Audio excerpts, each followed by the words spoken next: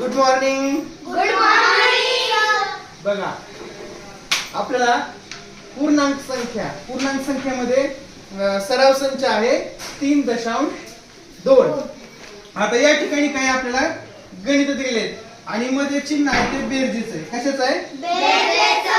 आता पहा बेरीज करत असताना इथं जरी बेरजेच चिन्ह असेल तरी आपल्याला काय करावं लागतं, त्या संख्यांना कुठले चिन्ह आहेत त्याच्यावरून आपल्याला ठरवायचं बेरीज करायची का त्याची वजाबाकी करायची. आता सुरुवातीचं जर गणित पाहिलं आपण तर हे धन 4 आहे आणि हे काय आहे? धन 7 आहे. बरोबर, हे मध्ये बेरजेचं चिन्ह आहे.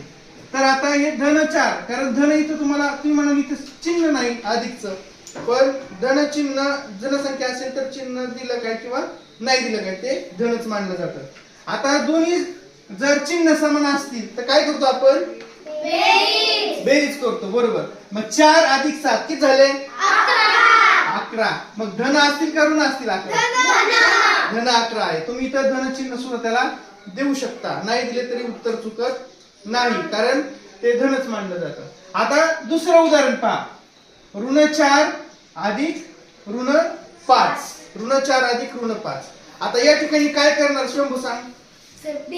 बेरीज करणार. का बरं बेरीज करणार? चिन्ह कसे आहेत दोन्हींचे?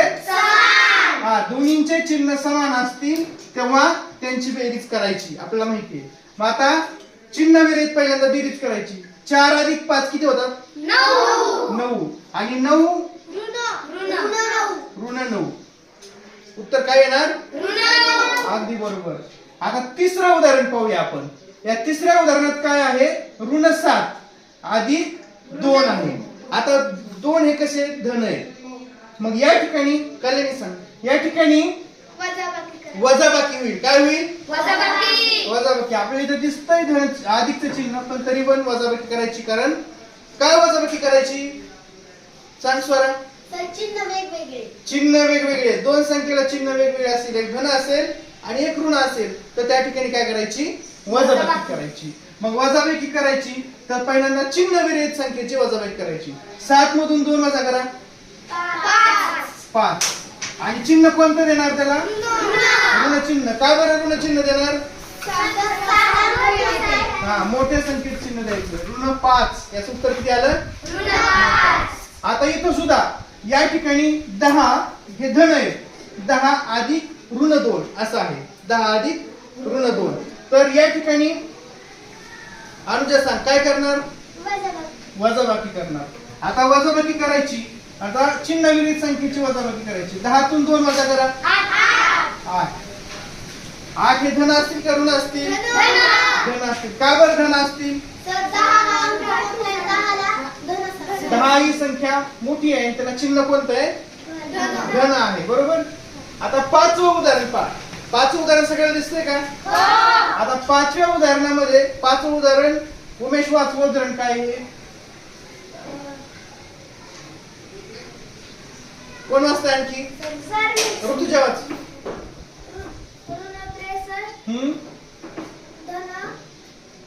ऋण 63 अधिक हे धन एक ऋण आहे. शंभू वाच. ऋण 63 प्लस ऋण 32. हे तुम्हाला दिसत नाही का व्यवस्थित? तू वाच बरं. ऋण 63 अधिक ऋण 32. ऋण 63 अधिक ऋण 32. बघा आता दोन्हीला चिन्ह कोणतं येतं? ऋण. मग त्याची काय होणार आहे? बेरीज. आता बेरीज करायची आपल्याला. बघा एककाची बेरीज एककाची काढायची. 3 अधिक 2 5 आणि 6 अधिक 3 किती झाले? 9. आणि चिन्ह कोणतं देणार? ऋण चिन्ह आहे. दोघे नाही, पण इथं त्या ठिकाणी ऋण 95 याचं उत्तर आलं. यात काही शंका आहे कोणाला? ओके. आता अशा पद्धतीने तुम्ही सुद्धा गणित सोडवायचे